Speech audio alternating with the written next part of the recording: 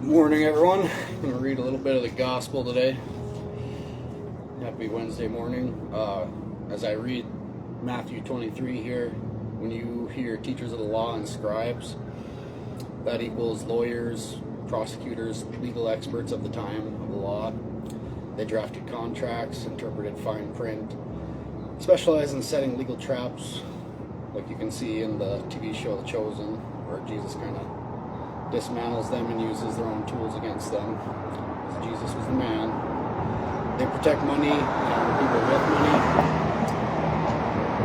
and they control the court records and the public information that gets out to the people in the paid public newspaper. Pharisees are like one step up. They're like the judges and the government officials. They held the executive and judicial power to enforce the codes. They sit in the seats of power, or the seat of Moses, they called it back then, up in the front of synagogues, which were the exact legal comparison to synagogues would be like courtrooms and city halls. People that were at the head of the system of people. So, without further ado, we'll get to Jesus' words here.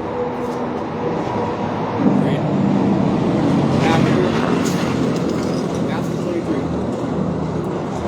Then Jesus said to the crowds and to his disciples, "The teachers of the law and the Pharisees sit in Moses' seat, so you must be careful to do everything they tell you. But do not do what they do, for they do not practice what they preach. They tie up heavy, cumbersome loads and put them on other people's shoulders. But they themselves are not willing to lift a finger to move them. Everything they do is done for people to see. Woe to you, teachers of the law and Pharisees, you hypocrites! You shut the door of the kingdom of heaven in people's faces. You yourselves do not enter, nor will you let those enter who are trying to. Woe to you, teachers of the law and Pharisees, you hypocrites! You travel over land and sea to win a single convert, and when you have succeeded, you make them twice as much a child of hell as you are. Woe to you, blind guides!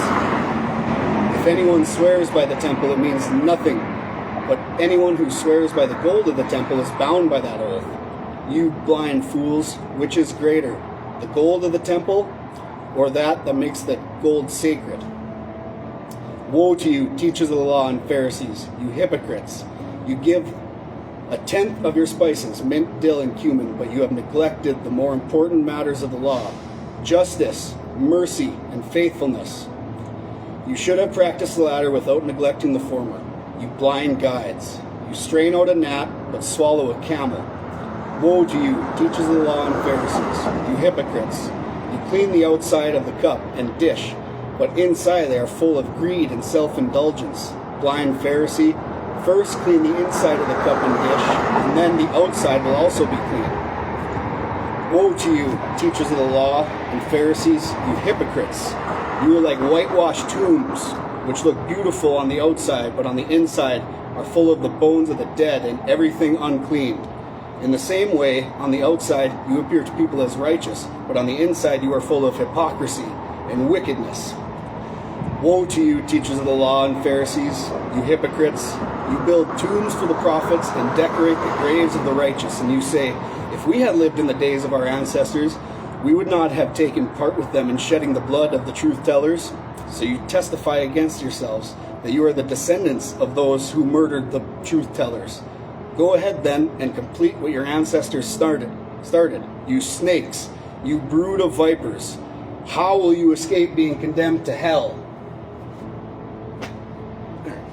Beautiful, friendly little gospel verse. Start the morning.